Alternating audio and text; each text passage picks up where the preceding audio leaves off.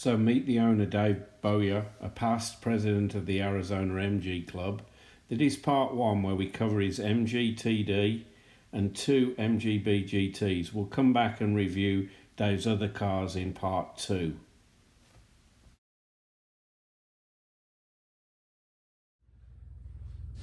So I'm with Dave Bowyer today at an undisclosed location in Arizona at his shop. We're going to probably do a couple of parts here, but we're going to talk about his vehicles and head straight into that.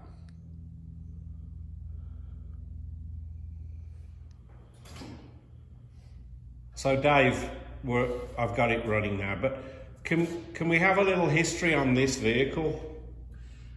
Yes. I always really liked the TD series, and we kind of fell in love with it with a TV show many years ago called McMillan and Wife, and then she drove the TD. And where was that? Well, probably back in the 70s, I would imagine. Where was it? Where was the show? It was here. It was a U.S. show. Okay. McMillan and Wife is a detective show. Cool. And, oh, okay. Sorry, yeah. Sorry, Dave. I thought you meant a car show. No.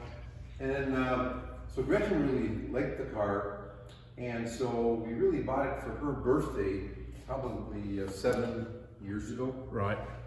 And it actually ran, but we decided to do a refresh on it. And of course, you know what happened, right? The refresh turned into a total restoration.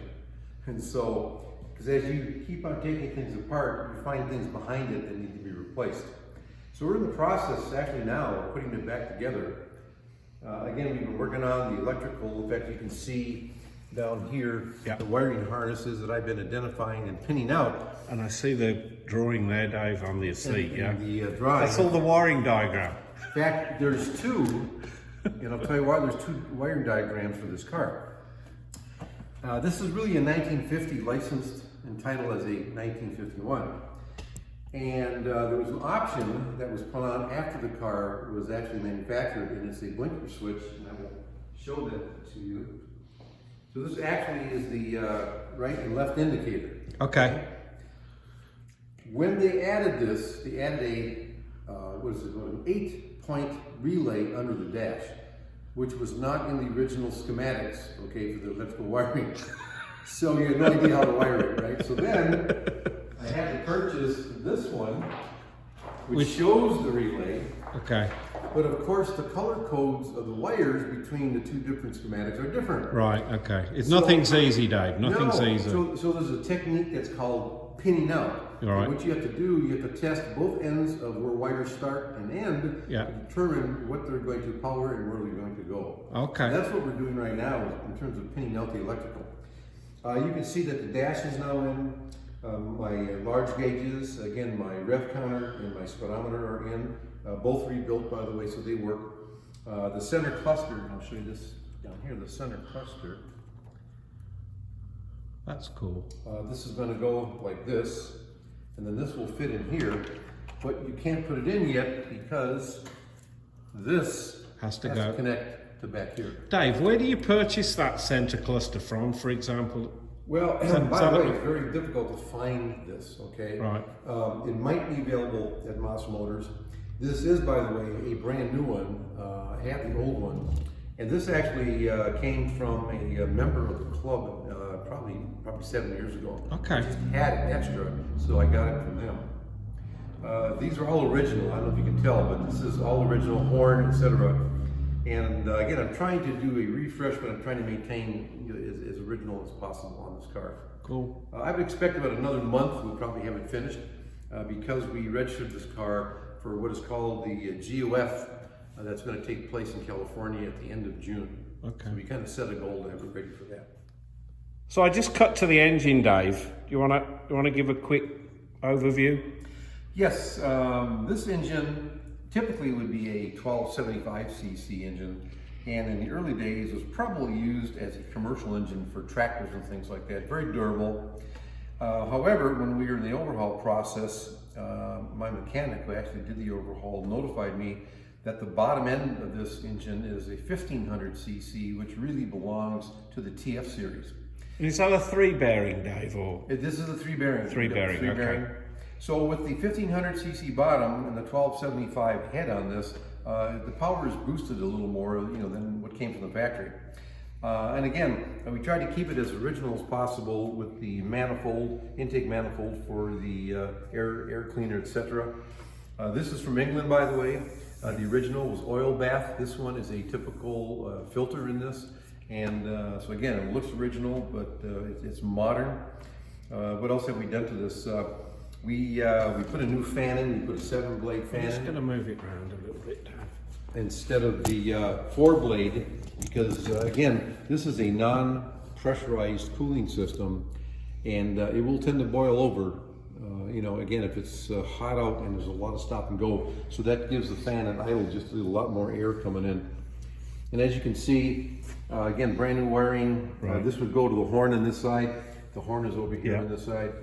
I just put this padding, by the way, so acid doesn't get on it. And So that's where the battery's going to go, the Dave. battery sits right here. Sits there. Good, cool. It's been converted to negative ground, I should say. Cool. And other than that, the only real modification to this would be the braking system. And I'm not sure if you can close in on the back side of that one or not, but there's disc brakes on the front of this car now.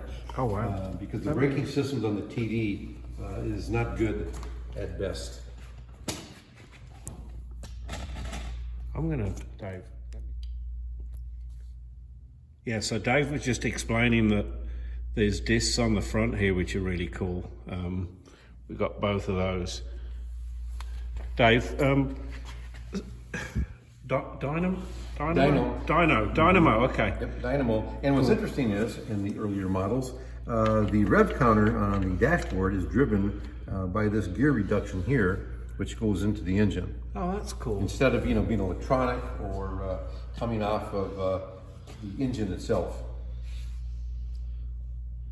It's amazing how much stuff transitions on through the models, even to the Bs. Yes, if you look at the yeah. design of the suspension, it's not that different than all the way to the Bs, as a matter of fact. Just quickly to summarize, this is going to be your wife's vehicle. Correct. And it's going to be completed for the show in California. At the end of June. Cool. Yep. So this one she will drive. Obviously she's getting excited. So after the ignition goes in, to be frank with you, we're ready to start the engine. At that point, once we know it's drivable, we'll start to go ahead and install the fenders, the running boards, and then the last would be the top, which has to be installed as yet, and the car will be ready to be utilized. Very cool, Dave. Lovely. Okay, Dave. So car number 2 is an Mgb Gt, correct? Correct. Do you want to explain a little bit about her? Well, a little history-wise, this is kind of a unique car for me. My initial interest, by the way, in the MG mark started when I was 15 years old. And I saw a car just like this, green, British racing green, parked in front of my house. So I kind of liked it, and I went inside and I was trying to find out, who owned the car. Come to find out, it was my cousin, whose father purchased it for him, or for her, I should say, so she could go to college. And again, British racing green, identical to this car with the knockout wheels, etc. And I said, wow. So I made a mental note of this. Well, I didn't have any interest in the MG mark after that point until I think it was 1986, believe it or not. And this was back in the mid-60s. And so I had a friend of mine up in the mountains in Arizona call me up and he said, there's this barn find. And this guy called me to see if anybody was interested in getting this car. So I drove up and looked at the car. It sat for probably 20 years. Wow. And in fact, if one were to look at the tires, you'd still see the dirt marks where the tires were flat. What year is this, Dave? This is a 71. 71, okay. And again, a non-overdrive, 4-cylinder. And it had the original beautiful, kind of almost like a tobacco color interior, which really complements the British racing green color. Dave, let's take a look at that. Wow. Dave, when did you pick this up? A couple of months ago? I've had this now for about 4 years. Oh, okay. Okay. So it needs some interior work And if you'll notice, this model came with the that they call the pillow dashboard. As safety regulations, were changing in the U.S., prior to airbags. That's one way that they, protect the passenger, even though there's a 3-point, seat belt for both passenger and the driver. Wow. Cool. So when are you going to start work on this, Dave? In the next? Actually, I'm probably going to offer this for sale, Andy, because I have another one that looks like this in my trailer. Okay. And again, either today or the next time you film, I can show you that car. Cool. And it was a good value to buy, and it certainly is practically ready to be driven other than the interior. So it's going to save me some time. Cool. So again, this is a great car though for restoration. Look at this. The body's tight. The parts fit really well. Yep. There's some surface rust and some minor little rust on the car. Underneath is absolutely solid. Everything works on the car. Again, it's got 5, spoked knockoff wheels. Yep. So I think it's a great car for someone to take on and do a full restoration on this car. Okay, so we just headed outside. This is 67 Mgb Gt, and it's unique in the sense that it was the last year of the metal dashboard. okay. Overdrive transmission, and fully restored except for the interior. And it's very unique also in the sense that it has the stamped wheels with the hubcaps versus these spoked wheels, which is kind of unique. So I'm very excited to finish up on this. Let's just take a look at that, Dave. I'm going to pull the camera around. Can we take a look at the hubcap? Yeah, I mean, it's on the trailer, guys, so... But, okay, I see what you mean. And then... What I can do is...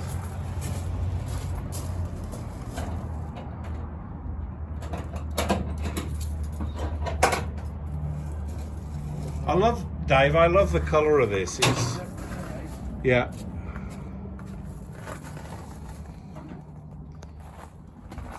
Thanks, Dave. Yeah, that's nice. So, okay, it's grillless at the moment, but obviously I can see the oil cooler at the front there. Yes. Done any paint work on this, Dave, at all? Or? All finished. Just finished painting it last year. Wow. Mm-hmm. And who did the paint work on it? Was it? I don't know. I bought it from another party, so I'm not sure who did the paint work on it. But it's a California car, so there's definitely no rust on this car whatsoever. Very solid. Very nice. It starts and runs, but I've got to. Do you know how many miles it's got on the engine on this car? On the odometer, right now it's got 0 on the new build, but the odometer, I believe, is 60, maybe 60, 70,000 miles. I believe it is. Very nice. Very pretty interior. I just love the dials on this. Don't you? Style. I know that.